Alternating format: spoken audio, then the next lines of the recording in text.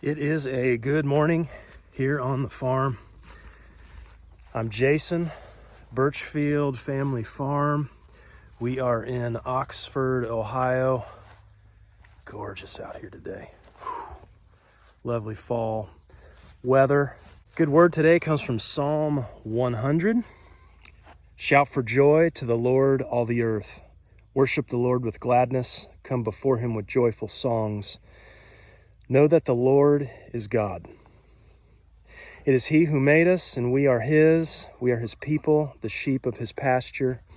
Enter his gates with thanksgiving and his courts with praise. Give thanks to him and praise his name. For the Lord is good, and his love endures forever. His faithfulness continues through all generations. Hey, we've got a lot to get done here this morning on the farm. Cattle and sheep move. Also been working on a little something here this past week. Kiddos and I with the laying hens. So we'll take you around and show you what's going on. Okay, so much to talk about here. Been a while since we've done a video, but we are coming off of paddock 1. This is paddock 1 today.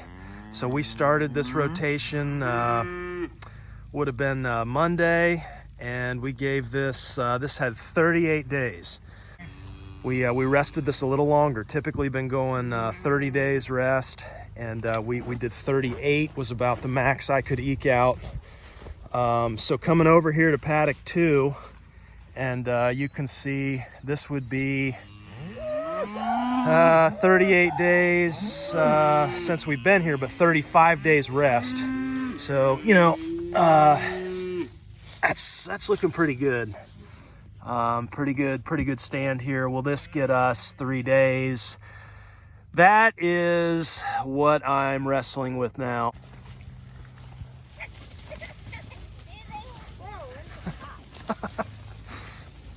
They're loving it, aren't they? Everybody loves that fresh green grass. We've had all the rain that we've needed here. Labor Day weekend, we had like 3 inches. So moisture is not an issue by any means, but this time of year, you know, we're seeing that sun. Autumn equinox coming up, we're seeing the daylight hours really dwindling. Now, I think based off of what we saw in paddock 1 here, I mean, they were hungry today, and they've nailed that pretty good. So I think we're probably closer to 2 days in this rotation. I think 3 is going to be tough to get. Now here's where the art comes in. Here's the tough part about this is, you know, when you have less forage production, you really need to quicken your rotations. Well, the other thing that you need with less forage production is you need longer rest time. So how do you do this when you need to quicken the rotation? You know, we've got 10 paddocks, so right now we were rotating every 3 days. Well, that gives us 30 days to get through all the paddocks. If we're only going to do 2 days, that's 20 days to get through all these paddocks. And so we're going to be less rest, going quicker, you know, and there's just such a huge variation between spring grass growth rates and fall here. Like I say, we've had perfect moisture conditions, so it's not the moisture, it's just we're seeing that daylight dwindling. And so there's such an art, you know, how do you do this? How do you you know, manage the different seasons and the grass? There's just so many parameters, right? You don't want your animals losing body condition, but you also don't want to overgraze, which I think we do. I think we do overgraze, but that kind of gets into another debate. I would rather see, most of you know, I'm erring on the side of rest and adequate rest. So probably taking more than we should, but resting long enough to where it's fully recovered. So lots of challenges out here, but I love a challenge. You know, I think that's another reason to have a piece of ground at the end of your rotation if you can. That's helped us. You can kind of pump the brakes. You know, if you need longer rest, we've got that wooded area, that acre and a half, where we can kind of slow things down if we need to speed up here through the rotation. You know, the other thing I've thought of is in the spring, some type of way to harvest. You know, some way to harvest forage, because, you know, we start out on paddock 1, obviously. Well, on paddock, you know, 6 through 10, it's just completely overgrown. It's completely out of control by the time we get around there. So what does it look like to harvest those paddocks and, you know, keep them in that teenage growth stage, while, you know, harvesting some forage too? Even, you know, we could use it then this time of the year, or obviously use it through the winter. So I think over the winter here, that'll be something that I'm thinking more about.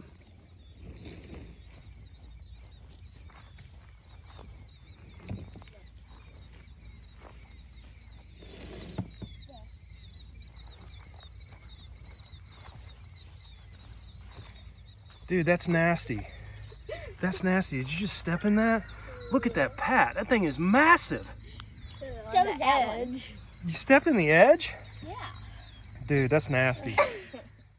Okay, pretty good shot here right at the corner of paddock 1, what we just came off of. Paddock 2 that we're on. Paddock 3 is where we'll head next. And then paddock 4, obviously 5, 6, 7, 8, 9, and 10 on the other side of the fence there. We did mow 4. And just to give you a shot of this, I feel like I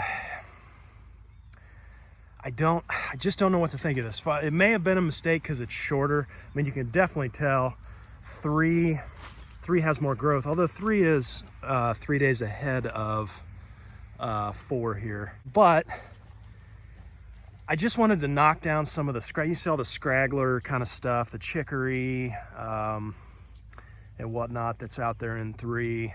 Just kind of wanted to knock that down, some of that horse nettle, and also just mowing. It seems to come back greener and thicker.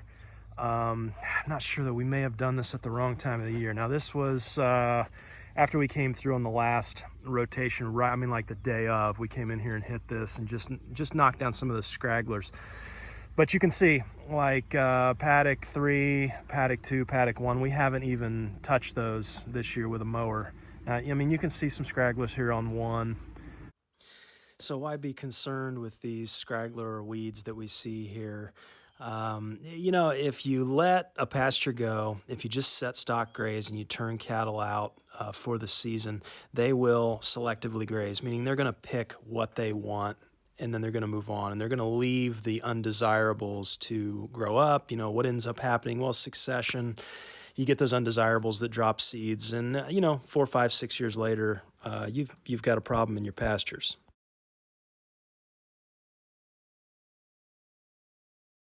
We set up this electro net. I've always wanted to run our chickens, follow our chickens behind the cattle and the sheep. Just get them out. You know, traditionally we've kept them in the coop up there, and we'll put a net around and let them wander. And chickens are just such a double-edged sword, right? Eggs are great, love them, but they get out and then they come to us because they associate us with feed, and then they're up on crapping all over everything on the deck. We find eggs in the hay barn. It's just always something. So I think this will be healthier for the birds to get them out here. We just finished up this chicken tractor here, I guess you'd call it that, maybe an egg mobile. I used to run this thing just on the wood, and it was just very cumbersome to pull this thing around all the time. And so we put some wheels on this thing, put a nest box in here, framed that in. We set up the netting here, gonna electrify that. Girls, you wanna take feed out, start sprinkling feed in those pats, just sprinkle it around.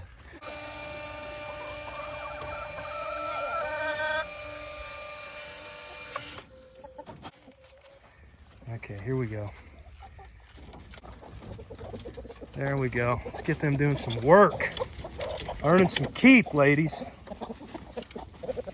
Oh yeah. A few roosters in here. We do hatch our own replacement layers when we need them. Got an incubator. Kids love doing that. This is one way we can reduce labor. We have a float in this bucket. So this float and this bucket drains through this hose to our Plawson water. And obviously that shuts off when it's full, but then so does this float. And then this thing is just plumbed up to our watering system from the barn. Same watering system we use on the livestock out there. So there will be no watering. I think this will work. Having this automatic water out here cut down some labor, and it should be an every 3-day event now instead of every day, at least on the water. Additional labor moving the fence. I'm just wondering if it'll be a little more sustainable only doing that every 3 days versus coming out every day. And we'll still have to put out feed. Sam and I are working on some ideas on some of you folks out there smarter than us, a lot of you, most of you. We're thinking some kind of an auger, like a PVC auger with a hopper that holds 3 days worth of feed. And maybe that auger, maybe solar, I don't know, but something that will turn on a timer, and then it drops down, and then you've got like the thing on the back of a salt truck that spins, so that feed hits that, and it kind of flings the feed out.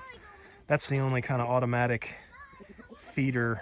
If we had an automatic feeder, we would not have to touch them for 3 days. Everything would be automated. So I don't know. I'm okay with just sprinkling a little feed every day, and that's all we have to do on a daily basis. But trying to limit that labor every day, at least every day, is important. Anyhow, hope you guys are having a great day. Thanks for tuning in. All is marvelous on the farm.